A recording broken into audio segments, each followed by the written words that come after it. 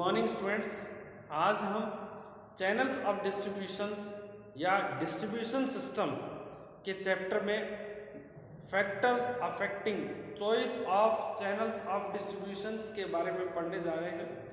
Last video में हमने यही टॉपिक के कुछ पार्ट्स हैं वो कवर किए थे। इसमें फर्स्ट जो पार्ट है या फैक्टर्स है जो डिस्ट्रीब्यूशन सिस्टम को अफेक्ट करते हैं, जिसमें कंज्यूमर या मार्केट रिलेटेड फैक्टर्स, सेकंड जो प्रोडक्ट रिलेटेड फैक्टर्स या प्रोडक्ट कंसिडरेशन, ये दो फैक्टर्स थे, उनको हमने डिटेल से पढ़ा था। आज हम इंस्टीट्यूशनल कंसिडरेशन यानी जो इंस्टीट्यूशन से रिलेटेड जो पहलू है वो भी डिस्ट्रीब्यूशन सिस्टम या चैनल्स ऑफ डिस्ट्रीब्यूशन या वितरण प्रणाली को किस प्रकार प्रभावित करते हैं उनके बारे में पढ़ेंगे। और इसके साथ ही यहाँ पर एक बात समझना है कि जो फैक्टर्स हैं जो चैनल्स ऑफ डिस्ट्रीब्यूशन को प्रभावित करते हैं वो 5 प्रकार के फैक्टर हैं।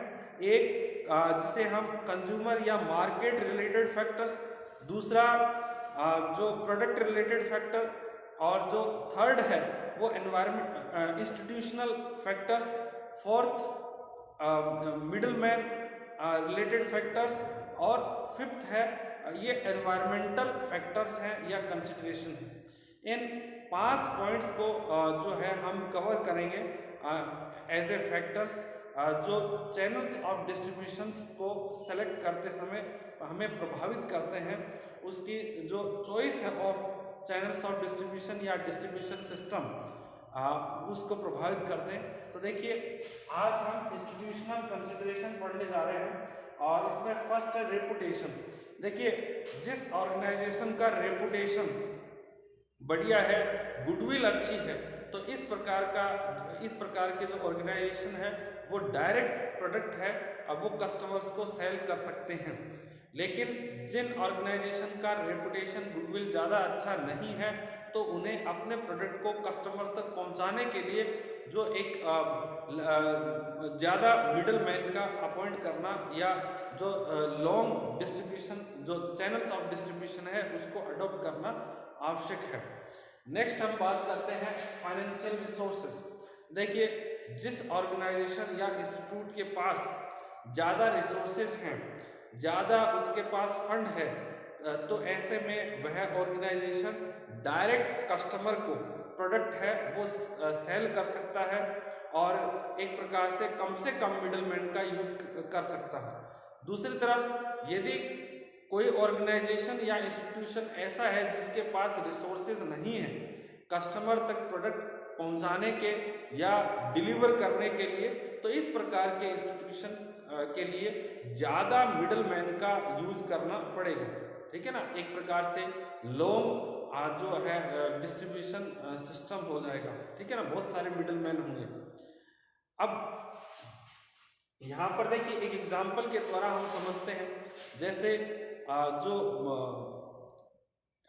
रिलायंस जो कंपनी है वो अपने प्रोडक्ट है अपने डायरेक्ट जो रिटेल आउटलेट्स हैं रिलायंस कंपनी के, उनके माध्यम से वो सेल करते हैं। ठीक है ना, दूसरी तरफ उसी प्रकार के प्रोडक्ट बनाने वाली जो अन्य कंपनियां हैं वो डिफरेंट मिडलमैन का यूज करते हैं अपने प्रोडक्ट को कस्टमर तक पहुंचाने के लिए। तो ये डिपेंड करता है कि उनके पास रिसोर्सेज कितने हैं। ठीक है ना। नेक्स्ट है experience and ability of managers.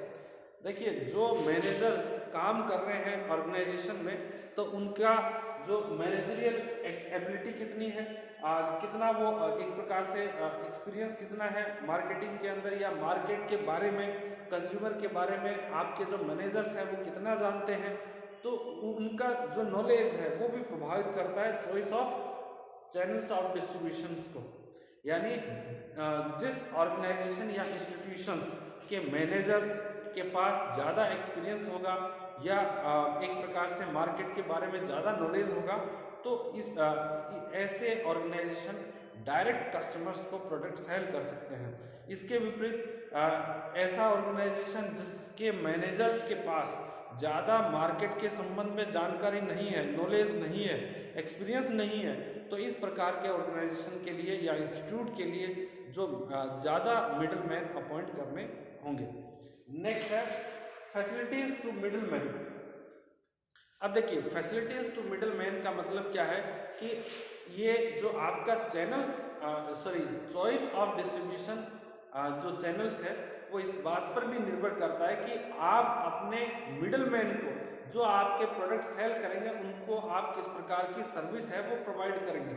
यदि आप का जो सर्विस है, जैसे आप मिडिल मैन के बिहाफ पर क्या एडवर्टाइजिंग करेंगे या आप उनको एक प्रकार से जो क्रेडिट फैसिलिटी प्रोवाइड करेंगे, ठीक है ना। तो ये डिपेंड करता है कि आप किस प्रकार की सर्विस प्रोवाइड करते हैं, और उसके आधार पर भी जो मिडिल मैन है उनको जो है अपॉइंट किया जाता है और देखा जाता है कि कितने मिडिल मैन अपॉइंट करने हैं। यदि आप एक प्रकार से ज़्यादा सर्विस जो प्रोवाइड नहीं कर रहे हैं मिडिल मैन के माध्यम से, तो आप डायरेक्ट सेलिंग का जो है प्रयास करेंगे और कम एक प्रकार से छोटा जो चैनल्स ऑफ डिस्ट्रीब्यूशन सिस्टम है उसका यूज़ करेंगे। परंतु यदि आप मिडिल मैन के माध्यम से ज़्यादा सर्विस प्रोवाइड करना चाह रहे हैं तो डेफिनेटली आप उस केस में जो मिडिल मैन है उनको ज़्यादा अपॉइंट करेंगे। नेक्स्ट है ट्रेडिशन ऑफ द इंस्टीट्यूशन। देखिए ये बहुत इंपॉर्टेंट है। ट्रेडिशन का मतलब जो कल्चर पहले से आपके ऑर्गेनाइजेशन ने अडॉप्ट कर रखा है। यदि आपके ज़्यादा चैनल्स ऑफ डिस्ट्रीब्यूशन हैं, ठीक है ना, तो ऐसे में आप भी क्या करेंगे, उसी पैटर्न को फॉलो करेंगे। और यदि आपका ऑर्गेनाइजेशन है डायरेक्ट कस्टमर का प्रोडक्ट सेल कर रहे हैं तो डेफिनेटली आप भी उस ट्रेडिशन से प्रभावित होते हैं। आप उस पर जब भी आप चैनल्स ऑफ डिस्ट्रीब्यूशन सेलेक्ट करेंगे तो उस बात को आप ज़रूर चेक करेंगे कि जो डिस्ट्रीब्यूशन सिस्टम पहले से ऑर्गेनाइजेशन के द्वारा जो कंटिन्यू किया जा रहा है क्या वो ठीक है या उसमें किसी तरीके के बदलाव की ज़रूरत है। अब उसके बाद हम जो नेक्स्ट फैक्टर्स हैं ये हमने इंस्टीट्यूशनल कंसिडरेशन, यानी जो संस्था या संगठन से संबंधित बातें हैं, किस प्रकार से जो चैनल्स ऑफ डिस्ट्रीब्यूशंस को प्रभावित करते हैं उनके बारे में पढ़ा। अब हम पढ़ेंगे जो मिडिल मैन रिलेटेड जो बातें हैं या मध्यस्थों संबंधी जो पहलू हैं उनको किस प्रकार से हमें ध्यान रखना है उनके बारे में। अब हम मिडिल मैन या मध्यस्थ से रिलेटेड जो फैक्टर्स हैं या जो मिडिल मैन रिलेटेड फैक्टर्स हैं वो किस प्रकार से जो चैनल्स ऑफ डिस्ट्रीब्यूशंस के सिलेक्शन को प्रभावित करते हैं उनके बारे में पढ़ेंगे। देखिए मिडिल मैन कंसिडरेशंस में क्या है, service provided by middle man. देखिए जो मिडिल मैन है वो किस प्रकार से जो अल्टीमेट कंज्यूमर है किसी भी प्रोडक्ट के उसको सर्विस किस प्रकार से प्रोवाइड करता है उस पर भी डिपेंड करता है। यदि मिडिल मैन कंज्यूमर्स को बहुत अच्छी सर्विस प्रोवाइड करता है तो डेफिनेटली जो प्रोड्यूसर है वो मिडिल मैन्स का जो है उनको सेलेक्ट करेंगे और अपने चैनल्स ऑफ डिस्ट्रीब्यूशन में शामिल करेंगे। यदि मिडिल मैन के द्वारा कंज्यूमर्स को जो सर्विस है वो गुड क्वालिटी सर्विस प्रोवाइड नहीं की जाती है तो डेफिनेटली जो प्रोड्यूसर है वो इस प्रकार के मिडिल मैन को अवॉइड करना ज़्यादा पसंद करेंगे। नेक्स्ट है availability of desired middle man.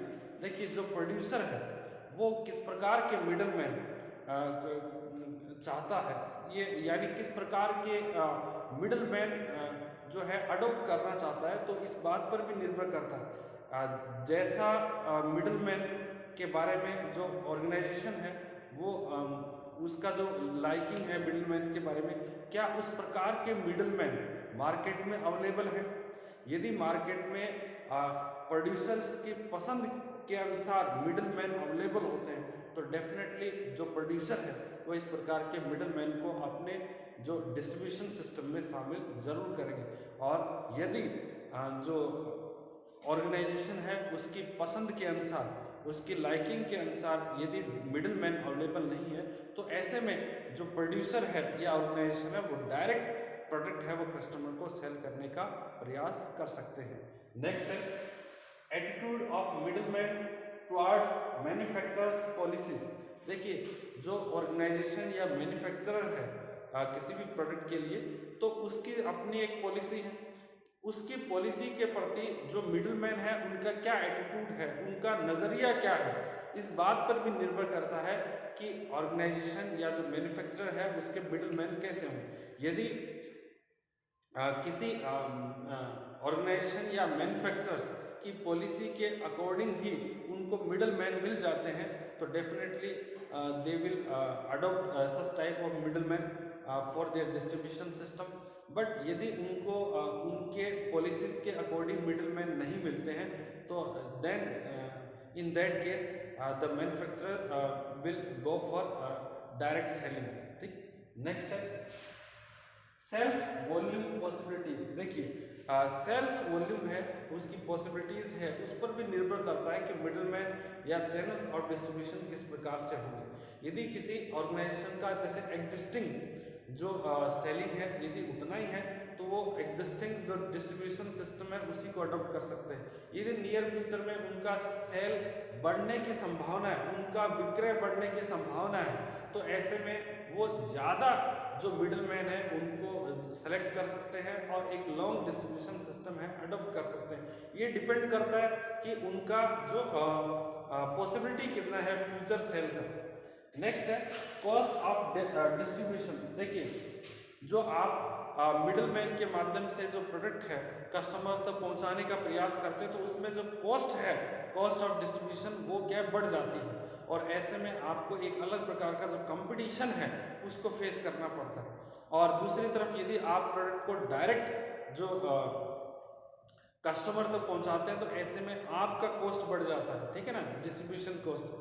तो इसमें आपको एक ट्रेड ऑफ बैलेंस करके चलना है और आप अपने पॉलिसीज के अकॉर्डिंग जो उसको चेक करते हैं कि आपके लिए कौन आपका ऑब्जेक्टिव क्या है और आप किस प्रकार की पॉलिसीज पे काम करते हैं, तो उसके अनुसार आप डिस्ट्रीब्यूशन सिस्टम है उसको सेलेक्ट करते हैं।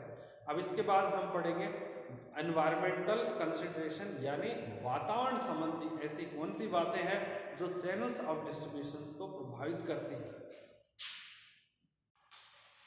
एनवायरमेंटल कंसिडरेशन या जो वातावरण संबंधी पहलू है इसमें कौन कौन से पॉइंट्स हैं उनको समझें। देखिए फर्स्ट है गवर्नमेंट रेगुलेशंस एंड पॉलिसीज।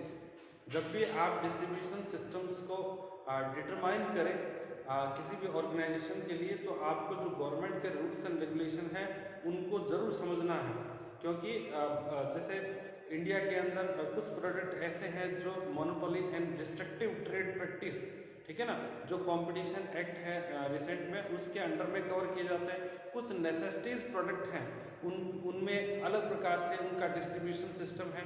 तो आपको जो भी गवर्नमेंट के रूल्स एंड रेगुलेशन है उनको ध्यान से पढ़ना है और उसके बाद जो डिस्ट्रीब्यूशन सिस्टम है वो डिसाइड करना है।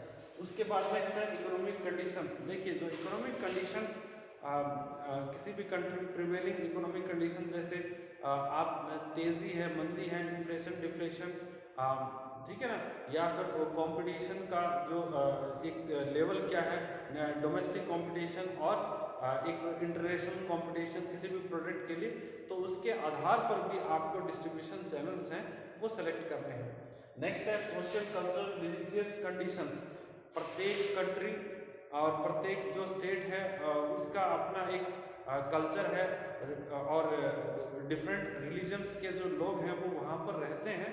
तो आपको ये आवश्यकता है कि आप उस जो जियोग्राफिकल एरिया है जहाँ पर आप अपने प्रोडक्ट को डिस्ट्रीब्यूट कर रहे हैं, सेल कर रहे हैं, तो उस जियोग्राफिकल एरिया का जो कंडीशन है उसको समझे, वहाँ पर किस प्रकार के जो रिलीजियस फर्टिनिटी के जो लोग हैं वो रहते हैं, आप उनको समझे और इसके साथ ही आप जो वहाँ का पूरा एक प्रकार से कल्चर समझे और उसके बाद जो डिस्ट्रीब्यूशन चैनल सिस्टम है या चैनल्स ऑफ डिस्ट्रीब्यूशन है उसको डिसाइड करें।